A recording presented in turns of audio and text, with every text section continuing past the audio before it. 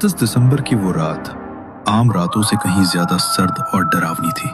पूरा शहर नए साल के जश्न में डूबा हुआ था। आतिशबाजियों की आवाजें दूर से आ रही थीं, लेकिन शहर के बाहरी इलाके में घना कोहरा और सन्नाटा छाया हुआ था। टैक्सी ड्राइवर रमेश ने अपनी कलाई पर बंधे घड़ी पर नजर डाली। 11:15 हो गए। बस बहुत हो गया आज का काम। अब सीधा घर जाता हूँ। बीवी बच्चे इंतजार कर रहे होंगे। उसने अपनी टैक्सी का इंडिकेटर घर की तरफ मोड़ा ही था कि तभी उसके मोबाइल की स्क्रीन जल उठी। एक नई बुकिंग। रमेश ने नकारने के लिए उंगली बढ़ाई, लेकिन तभी उसकी नजर किराए पर पड़ी। आम दिनों से 3 गुना ज्यादा किराया। स्क्रीन पर एक मोटी रकम चमक रही थी। रमेश का हाथ रुक गया। एक तरफ परिवार के साथ जश्न था और दूसरी तरफ नए साल के लिए कुछ एक्स्ट्रा कमाई। बस ये आखिरी सवारी, फिर सीधा घर। उसने खुद को समझाया और एक्सेप्ट बटन दबा दिया। लोकेशन थी शहर के बाहर, पुराने नदी वाले पुल के पास। वो इलाका दिन में भी वीरान रहता था और आज की रात तो वहां परिंदा भी पर नहीं मार सकता था।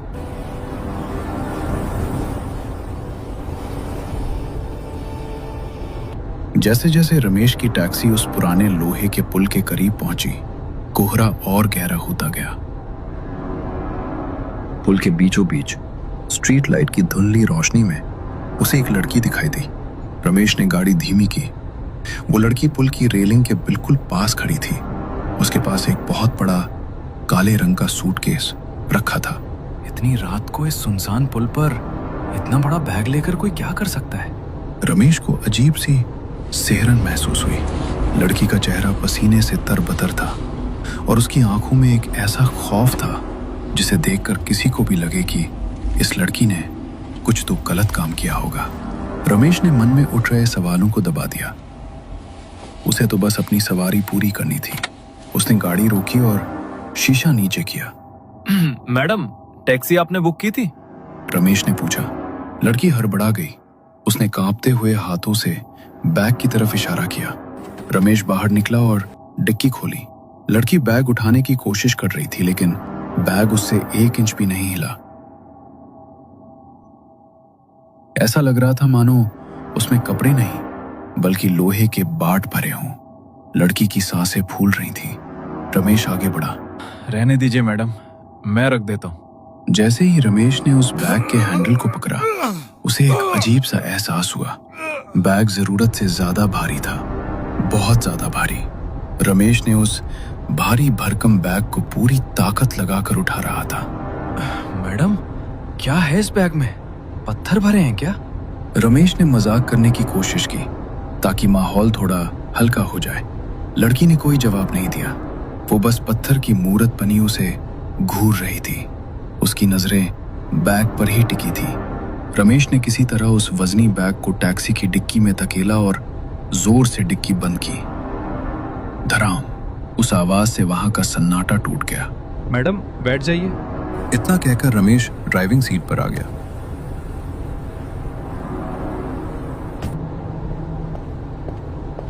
लड़की पिछली सीट पर बैठी। उसने दरवाजा लॉक किया। रमेश ने रियर व्यू मिरर में देखा तो लड़की अभी भी पीछे मुड़कर उस डिक्की की तरफ देख रही थी, जैसे उसे डर हो कि वो बैग कहीं गायब न हो जाए। गाड़ी सन्नाटे को चीरती हुई शहर की तरफ बढ़ रही थी। बाहर हल्की बारिश शुरू हो चुकी थी, जिससे माहौल और भी डरावना हो गया था। टैक्सी के अंदर एक अजीब सी भारी खामोशी थी। रमेश बार बार रियर व्यू मिरर में पीछे बैठी उस लड़की को देख रहा था। मैडम, इतनी रात को कहाँ से आ रही हैं आप? मतलब सब ठीक तो है? रमेश ने हिम्मत जुटाकर पूछा। लड़की ने ठंडी आवाज में जवाब दिया। मैं एक पुराने दोस्त से मिलने गई थी, या यूं कहो हिसाब बराबर करने। हिसाब? रमेश चौंका। हाँ, हिसाब। हिसाब? मतलब अगर बुरा ना माने तो किस बात का हिसाब मैडम? लड़की ने खिड़की से बाहर देखते हुए अपनी बात आगे बढ़ाई। मैं एक लड़के से बहुत प्यार करती थी। ओह, तो फिर झगड़ा हो गया क्या? वो कहता था हम भागकर शादी करेंगे। 31 दिसंबर की रात, नया साल, नई जिंदगी। मतलब आज ही की रात? नहीं, पिछले साल 31 दिसंबर की रात, ठीक इसी वक्त। रमेश चौंका। उसने उसने सोचा कि पिछले साल की बात ये औरत आज मुझे क्यों बता रही है, लेकिन उस पर ज्यादा ध्यान न देते हुए उसने पूछा, तो आगे क्या हुआ? उसने मुझे उसी ब्रिज पर बुलाया था जहां से तुमने मुझे आज पिक किया। जब मैं वहां पहुंची तो वहां उसके 2-3 दोस्त भी थे। रमेश चुपचाप सुनता रहा। खूब पार्टी की उन लोगों ने, शराब पी, शोर मचाया और फिर वो लोग चले गए। बाद में वहां सिर्फ मैं थी और वो। लड़की की आवाज अब थोड़ी सख्त हो गई थी। अकेला पाकर उसने मेरा फायदा उठाने की कोशिश की। वो जबरदस्ती करने लगा। उस पल मुझे साफ साफ पता चल गया था कि वो मुझसे प्यार नहीं करता। उसे सिर्फ मेरे जिस्म और मेरे पैसों से मतलब था। रमेश ने घबराहट में थूक निकला और बोला, तो आपने क्या किया मैडम? लड़की ने धीरे से अपना चेहरा शीशे की तरफ घुमाया और रमेश की आंखों में आंख डालकर उसने कहा, मैंने उसे उसी पुल से धक्का देकर मार डाला।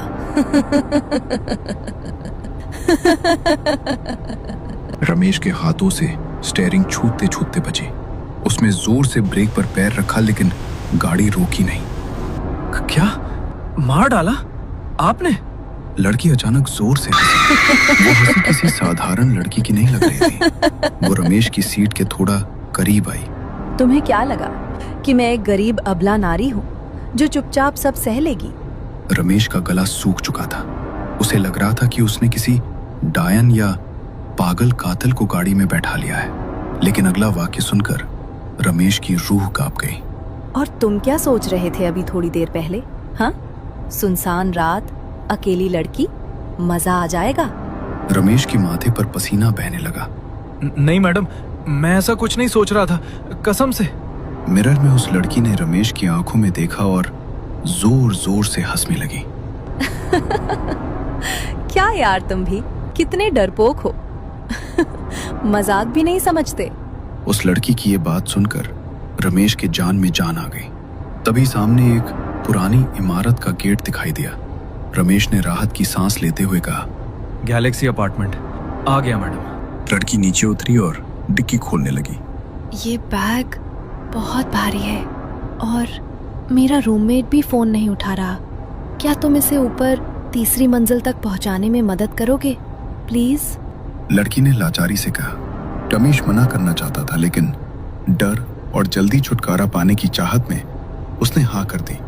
उसने वो भारी बैग जिसमें से अब भी वो अजीब सी बदबू आ रही थी अपने कंधे पर उठाया। उफ, मैडम इसमें क्या भरा है? ऐसा लग रहा है कोई इंसान ले जा रहा हूँ। रमेश ने अनजाने में सच बोल दिया। लड़की ने रमेश की तरफ देखा और कहा, एक और मदद करोगे? मुझे अपने रूममेट को कॉल करना है। मेरा फोन बंद हो गया है। अपना फोन दोगे? रमेश ने झिझकते हुए अपना मोबाइल उसे दे दिया। लड़की थोड़ा दूर गई, किसी से बात की और फोन वापस करते हुए बोली, शुक्रिया, चलो ऊपर चलते हैं। रमेश बैग लेकर 3री मंजिल पर पहुंचा। सीढ़ियां चढ़ते हुए उसका दम फूल गया था। वो एक बंद दरवाजे के पास रुका।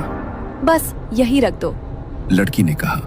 जैसे ही रमेश ने बैग नीचे रखा, उसने देखा कि सीढ़ियों से पुलिस इंस्पेक्टर और 2 हवलदार तेजी से ऊपर आ रहे हैं। रमेश के पैरों तले जमीन खिसक गई। फंस गया, इस लड़की ने मुझे फंसा दिया।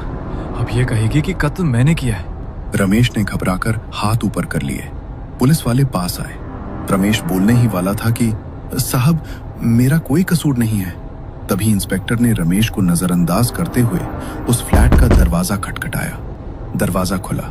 सामने एक 25 से 26 साल का लड़का खड़ा था। पुलिस को देखकर उसके चेहरे का रंग उड़ गया। इंस्पेक्टर ने कड़क आवाज में कहा, क्यों बे, सोचा था बच जाएगा? सिपाही ने उस भारी बैग की चेन खोली।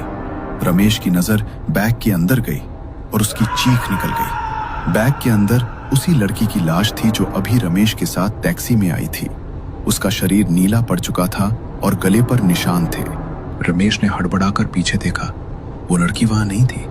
इंस्पेक्टर ने उस लड़के को हथकड़ी लगाते हुए रमेश से कहा, शुक्रिया दोस्त, अगर तुम सही समय पे अपने फोन से पुलिस कंट्रोल रूम में कॉल करके लोकेशन नहीं बताते तो ये सीरियल किलर इस लाश को भी गायब कर देता।